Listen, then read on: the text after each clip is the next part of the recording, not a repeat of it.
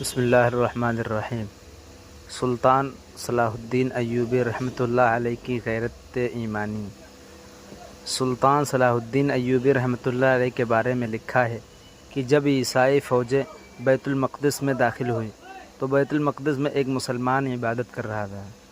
عیسائی فوجوں کا ایک افسر اس مسلمان کے قریب گیا، اس کو ٹھوکر مار کر اپنی طرف متوجہ کیا اور بلا اپنے نبی محمد کو جو تیری مدد کرے گا۔ پھر اس مسلمان کو تلوار مار کر اس عیسائی فوجی نے شہید کر دیا۔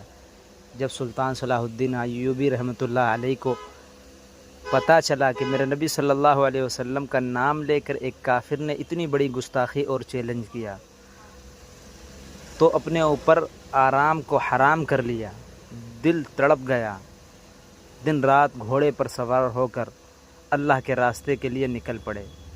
طبیبوں نے، ڈاکٹروں نے مشورہ دیا کہ آپ کچھ آرام کر لیا کریں۔ کہا میں کس طرح سے آرام کروں جب کافر میرے نبی صلی اللہ علیہ وسلم کے چیلنج کر رہے ہوں، میں کس طرح آرام کروں؟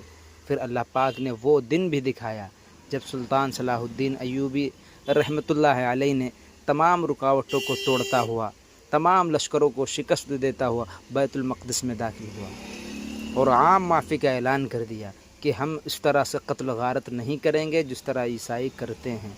دنیا نے دیکھا جب عیسائی بیت المقدس میں داخل ہوئے تھے تو ان کے گھوڑے مسلمانوں کے خون سے رنگین تھے، ان کے گھوڑے مسلمانوں کے خون میں چل رہے تھے، مگر جب سلطان صلاح الدین ایوبی رحمۃ اللہ علیہ داخل ہوئے تو عام معافی کا اعلان کر دیا۔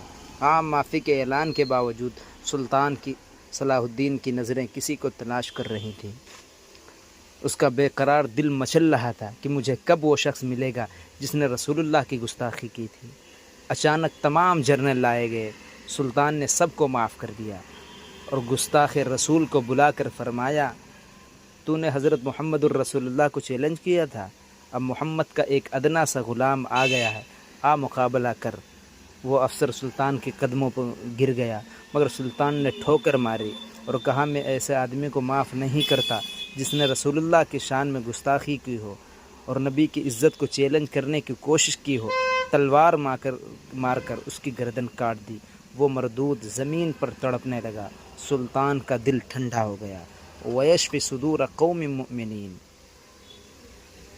مایوسی کے بادل چھٹ جائیں گے۔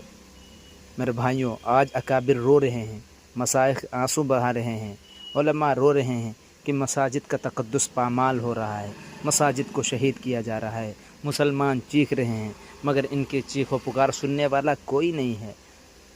آسمان بھی لرز جاتا ہے جب مسجدوں کو گرایا جاتا ہے، مگر کوئی بچانے والا نہیں آتا۔ آج دل پریشان ہے، طبیعت بے چین ہے۔ پوری دنیا میں کفریہ نظام چل رہے ہیں، پوری دنیا میں کمیونسٹ پھیلے ہوئے ہیں۔